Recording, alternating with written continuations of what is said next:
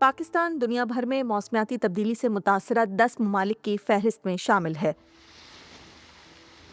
गैर मामूली बारिशें, सैलाब, तूफान, ग्लेशियर्स पिघलना या फिर हीट वेव, पाकिस्तान को अब इसका सामना गुज़श्ता कई बरसों से है।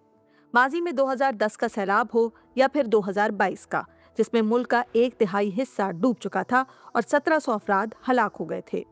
आलमी मालियाती बैंक की एक रिपोर्ट के मुताबिक मुल्क को इस सैलाब से होने वाले माली नुकसान का तखमीना $30 बिलियन बताया जाता है। यही नहीं, हालिया मॉनसून में होने वाली तवक्का से ज्यादा बारिशों से अब तक कई अफराद जान से हाथ धो बैठे हैं। ऐसे में मौसमियाती तब्दीली से निमटने के लिए जहां हुकूमती सतह पर पॉलिसियां बनाई जा रही हैं, वहीं कुछ ऐसे भी लोग हैं जो इनफरादी सतह पर माहौल को बचाने के लिए सरगर्म हैं। इन्हीं में से एक कराची के प्रोफेसर डॉक्टर बिलाल अहमद हैं, जो इकोनॉमिस्ट और क्लाइमेट एक्सपर्ट हैं, और माहौल को बचाने के लिए उनका अंदाज भी कुछ अलग है। बिजनेस वर्ल्ड, एकेडेमिया और जो कॉमन कॉमन मैसेज हैं उनमें ये अवेयर किया जाए कि एनवायरनमेंट को बचाया जाए, वरना ये हमें ही खा जाएगा। 2023 दुनिया का सबसे गर्म तरीन साल था। 2023 के बाद 2024 उससे ज़्यादा गर्म तरीन साल बना। तो अब ये 25 आप ये देखिएगा कि ये ज़बरदस्त गर्म साल बनेगा दुनिया का। तो लगातार अगर 3 साल तक गर्म रहा सोसाइटी और पूरी दुनिया गर्म रही तो क्या हाल होगा? 5-10 साल बाद यकीनन पानी ज़मीन का नीचे हो जाएगा, पूरे का पूरा इंफ्रास्ट्रक्चर जब तबाह हो जाएगा तो हम फिर ग्रीन और क्लीन होंगे। हम लकड़ी काटना छोड़ेंगे और हम प्लास्टिक इस्तेमाल करना छोड़ेंगे। हम एयर कंडीशन से बाहर निकल के कुदरती हवा में आना पड़ेगा हमें। तो 2004 से ये बीड़ा उठाया हुआ है। जब मैं अपनी ग्रेजुएशन कंप्लीट कर रहा था 2004 से लेकर अब तक कमोबेश मैंने कम से कम पेपर वर्क यूज़ किया है, कार्बन फुटप्रिंट को कम से कम किया है। 2012 में एक्टिवली पार्टिसिपेट किया और साइकिलिंग के ऊपर आया मैं। कमोबेश साइकिल को छोड़ा भी, लेकिन 2018 से ये मेरे साथ जुड़ा हुआ, मेरी ज़िंदगी का हिस्सा है। हम ज़्यादा से ज़्यादा जो है वो ट्रांसपोर्टेशन मोड के ऊपर या तो पैदल चलते हैं जहाँ छोटी जगह हो, और अगर ना हो तो साइकिल ज़रूरी है। मेरा घर तकरीबन 21 किलोमीटर दूर है और 21-22 रफ है ना 20 भी कह सकते हैं। तो ज़ेबिस आना जाना मेरे घर से होम टू ज़ेबिस एंड ज़ेबिस टू होम ये तकरीबन 40-42-45 किलोमीटर बन जाता है। फिर उसके बाद आलू और ये सब्जियां वगैरह लाना, बच्चों को लाना ले जाना, मिला मिलू के 60 बन जाता है पर डे। और ऑन एन एवरेज तकरीबन 1800 से 2000 किलोमीटर या ऊपर नीचे जो भी बन जाता है एक महीने का।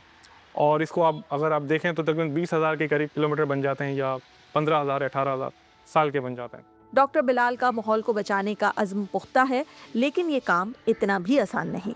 सबसे पहले जो ये क्लॉथिंग है, जैसे कि एक जो शर्ट है वो 2700 लीटर के करीब पानी ले लेती है, और भी बहुत सारी उसके अंदर लगती हैं। तो मैक्सिमम जो हम जो कॉस्ट्यूम खरीदते हैं वो सेकंड हैंड होता है। मेरे तमाम कॉस्ट्यूम्स जो साइकिल के हैं, आउटफिट्स हैं, वो ज़्यादातर सेकंड हैंड हैं। इसके अलावा लकड़ी का इस्तेमाल कम से कम, फ्रेश लकड़ी कम से कम इस्तेमाल करते हैं। सेकंड हैंड लकड़ी ही यूज़ करते हैं अगर ज़रूरत पड़े। इसके अलावा जो एयर कंडीशन तो है नहीं मेरे घर के अंदर, तो घर को हमने छोटा किया है, जैसा कि मैंने आपको बताया। छोटे के साथ साथ उसको हवादार किया, डक्टें निकाली हैं उसके अंदर, इंजीनियरिंग एक्सपर्ट ओपिनियन लेके उसके अंदर हमने डक्टें की है। ये छोटा घर है 60 गज़ का, 2 कमरों का घर है, और इसमें ये एक लाइब्रेरी की तरह का एक मेरा घर है। उसमें किताबें हैं और एनवायरनमेंट से जुड़ी हुई तमाम वो चीज़ें। प्लास्टिक का इस्तेमाल ना होने के बराबर है। बच्चों के जो खिलौने हैं वो हम सेकंड हैंड लेते हैं एक जगह से, और वो बच्चे खेल लेते हैं, और उसके बाद जो है वो हम उसको दोबारा से किसी को दे देते हैं ताकि वो इस्तेमाल करें, और ताकीद करते हैं कि आप इसे फेंकेंगे नहीं। और मैंने अब तक जो है पिछले 20-25 सालों से कार नहीं ली, 1 किलोमीटर भी यानी कि कार में नहीं चलाया। अब तक मेरे नाम पे कोई कार रजिस्टर्ड नहीं है। लेकिन ये बहुत मुश्किल काम है। इसके अंदर अच्छी खासी सब्र की ज़रूरत है। वाइफ को भी सब्र करना होता है। इन लॉज हैं और जो दीगर मिलने जुलने वाले हैं आस पड़ोसी, बुली भी होती है मेरी, और बच्चे भी परेशान हो जाते हैं। तो हम सब्र करते हैं, सब्र के घूंट पीते हैं।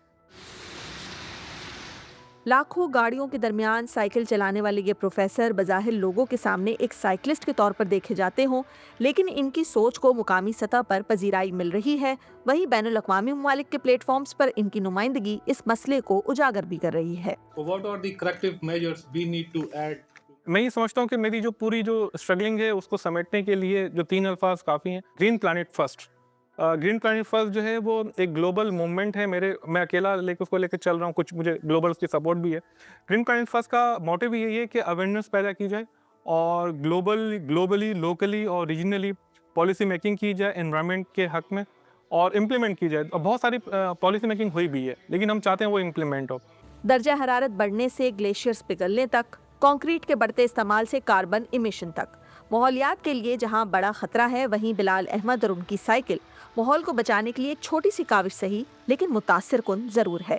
लेकिन बदलते मौसमों की शिद्दत से खुद को बचाने के लिए ये सोच और अमल बहुत से लोगों को करने की जरूरत इसलिए भी है कि आने वाली नस्लें एक बेहतर फिजा में सांस ले सकें। बाज़ाहिर तो मैं अकेला निकला हूँ और मैं अकेला ही हूँ, बाकी पीछे कोई भी नहीं है। तो यूँ ही मैं समझता हूँ कि अकेला तो हूँ लेकिन इसका इम्पैक्ट है, और इम्पैक्ट इतना है कि जो मुझसे मिलता है मुझे रिकग्नाइज़ करता है, मेरे कॉज़ को समझता है, मुझे अपना दोस्त समझता है, दिल से दुआएं देता है, और नेशनल लेवल पर और ग्लोबल लेवल पे मुझे बुलाया जाता है। ये एक इसका इम्पैक्ट है। और लोग मिसालें देते हैं, और मिसालों के साथ साथ जो है वो सीना थपकी करते हैं और बुल्ली भी उड़ा लेते हैं।